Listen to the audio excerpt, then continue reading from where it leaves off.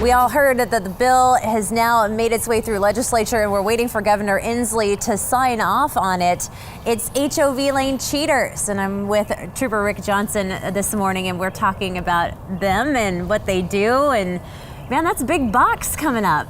Right, and like California did this a while ago, and this is a question I get asked all the time, because really a lot of people deem it as a cost of doing business. It's if they get caught, it was $136.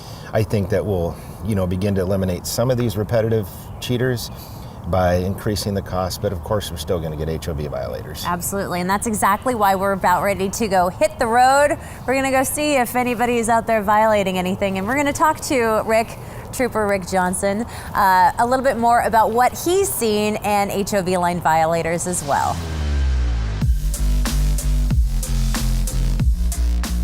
Can light you up. Yeah. Yes! Okay, buckle up for safety. I know. Okay. Hello. Okay, so before we hit the road, do I look the part? Do I fit the state patrolman part? Oh my goodness. Hold on. Oh. Holding. Stand by. All right. That won't show up anywhere. Selfies for later. All right. So we're gonna hit the road. We're gonna go check out I-90 for a little bit, and we're gonna see what we see with HOV lane violators. I mean, I'm sure we're not gonna see any, right? I'm sure we'll see some. Oh, we will? Possibly. Okay. But I want to talk briefly about some of the tweets that you've put out.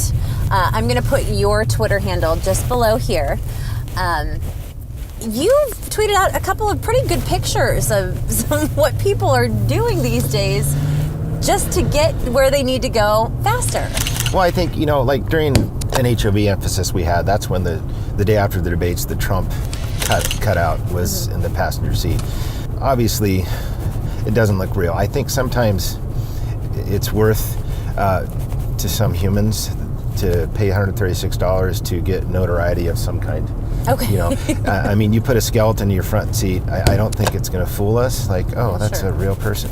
So, but there are people that, do a fairly good job by, dressing up the seat or, putting a hat there with a scarf. I mean, we've seen all kinds of things. But then there are some people that are just blatant and bold and just drive with nobody in there too. Well, and I think some of it, like we've talked about, is just the cost of doing business or the cost of their commute. Sure. That one emphasis we did, there was one vehicle in that, I believe it was a 3-day emphasis, that was stopped 3 times. Wow.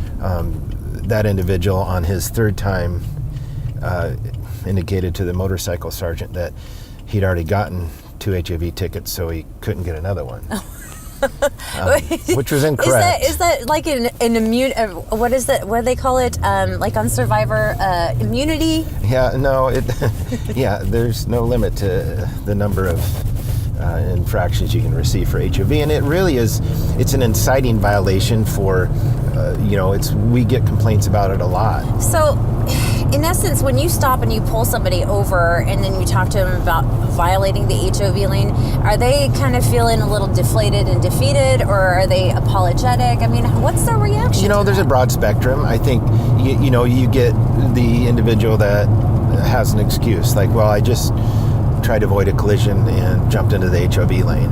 Well, I had an individual tell me that, but I observed them in that lane for, a half a mile. If you're in the carpool lane and you're blatantly, abusing that lane, and somebody sees that and you put your signal on, a lot of times people are going to be very courteous and let you over, because HOV violations are something that really make people upset. So let's go step by step. So the first time you're pulled over and you're ticketed, it's 136, and doesn't it double, if I remember correctly? I know, goes to like 300 and something, and then I know 600. It increases. I'm not sure the exact number, but it's a kind of a graduated, fine, if you want to call that. Sure. Just kind of like the distracted driving, where the first one is 136, the second one is 234, something like that. So it's just it's hard to enforce our way into more cooperation with HOV, or really with any violation. We're not there to stack tickets or charge people a bunch of money, but obviously the legislature feels like it's a necessity.